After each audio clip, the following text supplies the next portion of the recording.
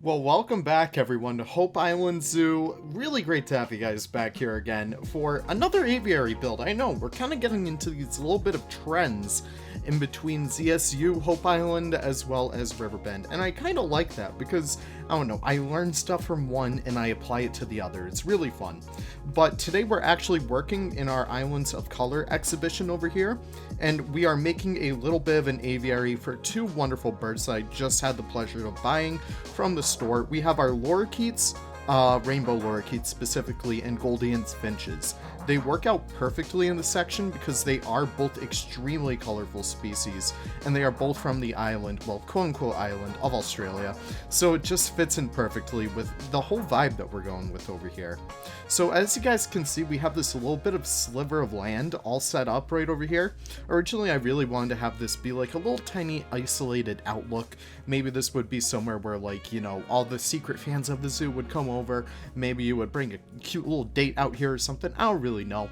But I was like, you know what, this is a perfect little area for an aviary because we can have a multi-level section over here. We can have guests up there, like right where all the benches are, looking down into the aviary itself, as well as guests actually walking through it because it is a walk-through aviary. So we're just going to imply that there is already storage for these birds once we do hit the colder months of the year.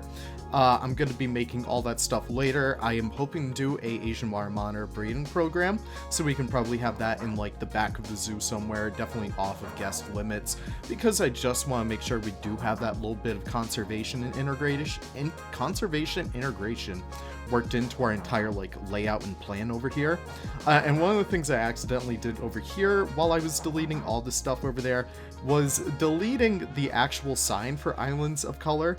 So you guys will notice that later down the line we do have a missing sign, so we kind of fix that up later down the line. I don't know, we'll get a better looking one soon enough. I did want to retrofit it anyways. But over here you can pretty much see what we're kind of going for.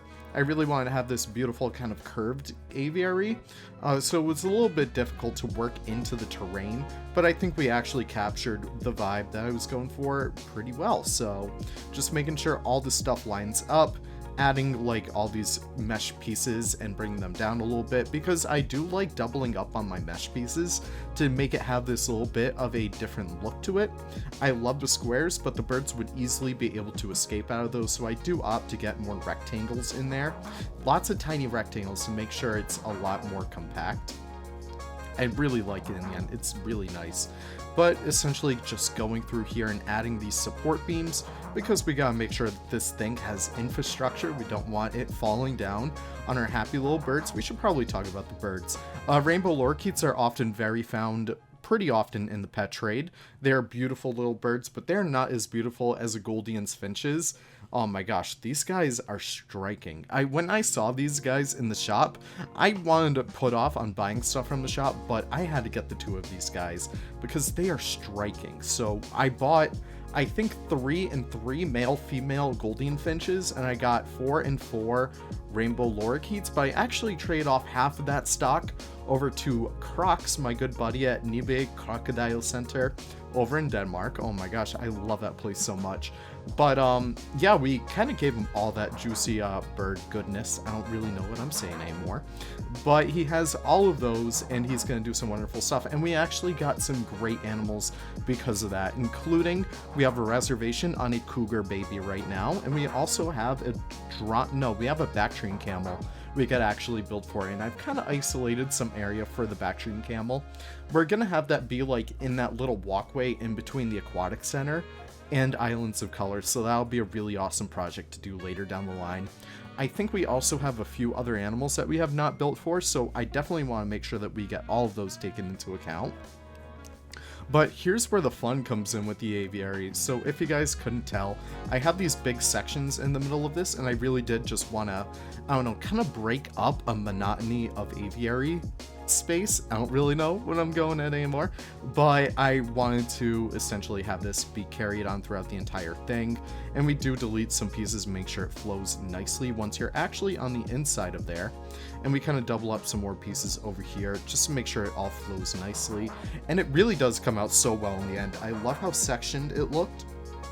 And I don't know, it just gives off this beautiful vibe that I think really complements the surrounding area pretty well, because we do have those big lemur aviaries. Big shout out to Crocs again for those, but they really do help encapsulate, like, I don't know, arboreal species, flying species, jumping, leaping, all that kind of stuff. And it works pretty well, and we actually have these guys settled right next to our Sumatran short-tailed boas.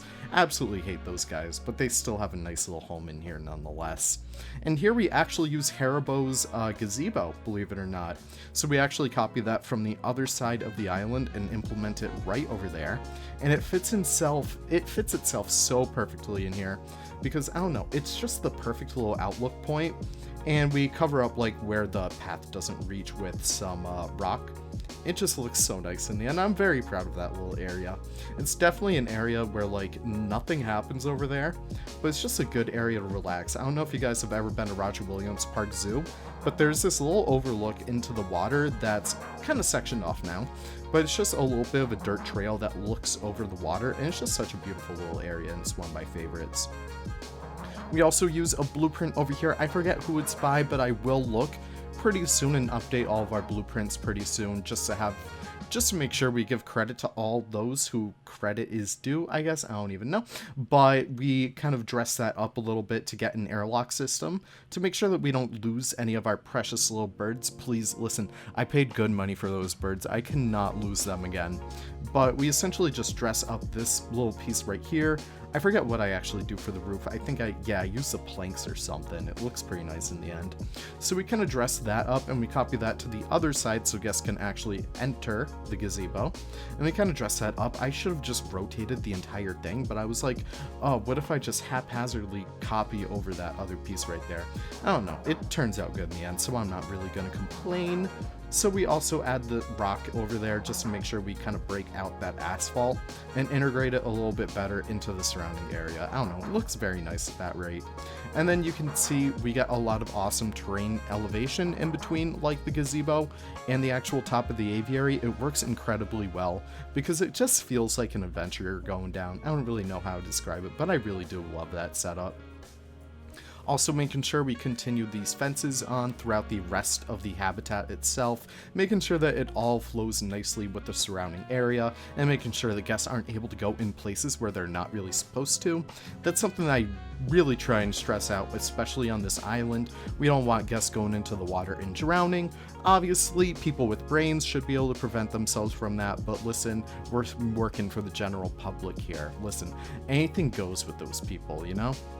So, of course, we also make our little fake rock wall over here. Not really fake, I guess you could kind of carve that into the landscape itself. But just, it's a really nice way to kind of, I don't know, make it feel like you're going down a cliffside or something. Even though that's not really the landscape that you would find lorikeets in. They're more so in like, I don't know, relatively large open areas. Like, you guys know how Australia is. It's not really the most mountainous landscape, but you do get some kind of hills. So it was kind of fun to integrate all that kind of stuff in there. And we do dress up the pathway itself. I should probably go back and integrate some of that like moss technique that we used with the wallabies in Riverbend Zoo, because that was a really fun technique. So we actually do add a mulch path in there relatively soon. I was also looking for some ideas to work on with the actual decorations of the side, because it is a relatively boring building right now, but I figure one of the best ways we could integrate some color was by throwing down some like signs of plants and flowers. So the hibiscus actually came out extremely well over there, and we use that like lily flower. I don't really know, it just looks extremely nice over there. I really do like it. And one of the things that was annoying me, we didn't really have too many supports in here. It kind of felt like the entire building was going to collapse at any minute, so we go through with some thicker beams as a way to really help this building feel a lot more secure. And yeah, we essentially just double that up on both sides, and it looks freaking fantastic in the end. And we just copy that throughout the other sides, the other like segments as well. It really helps it give a lot more of a defined kind of nature to it. I don't really know, but it looks really good in the end. I really love how it all came out. And one of the other things I also do is add some trees over here just to make sure that we block anyone from really going over to that little beach, because that's where good old Gerald likes to go. Gerald is, of course, our resident harbor seal. He is a very polite man. Definitely loves a show. He's always like at the rock right where the entrance is, so all the guests love to take pictures of him, and he loves to pose for all the guests, so it's very cute. Also adding some other enrichment as well, using, I believe that is Jaguar's blueprints. It's either Jaguars or I don't really know. I have so many blueprints in this, you guys. I'm so sorry. It's just so fun to integrate them. But we have all of those all over the place to make sure that everyone is able to use them wherever. And the birds are very happy and stimulated because we do use Jaguar's blueprints over here. So we give them a few nests, we give them a few toys as well, because believe it or not, birds tend to use toys a lot. A lot of the times you'll see them using like puzzle feeders and stuff, so that's very much a piece that they would love to use over there.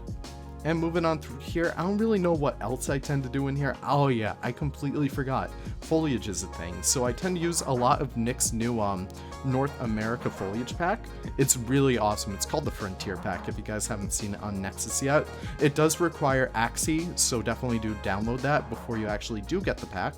But it's a really awesome use of foliage and stuff. So we essentially just decorate the rest of the habitat there, and it looks incredible by the end of it. It's really, really awesome how well this came out, because, I don't know, it feels dry enough to kind of feel like, you know, an Australian aviary.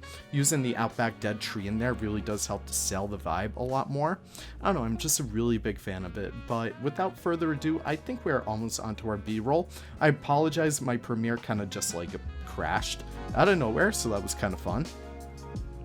But if I do sync us up with 140, we should be able to see what is happening right over here. But I think we're still decorating, right? Oh my gosh, yeah, we still are. So what I'm actually doing right now would be adding a few more smaller plants. I think what I kind of skipped over was the fact that I added all those planks in the ground. So I don't even think I need to add that moss anymore, because that honestly comes out really good in the end and really gives a good effect of, I don't know, this is a very nature-oriented area. I don't know, I just really like it in the end. It turned out so well. But that's pretty much it for the aviary. Thank you guys so much for watching. I hope you guys enjoy all the cinematics. Thank you guys so much for stopping by. I really do always appreciate it.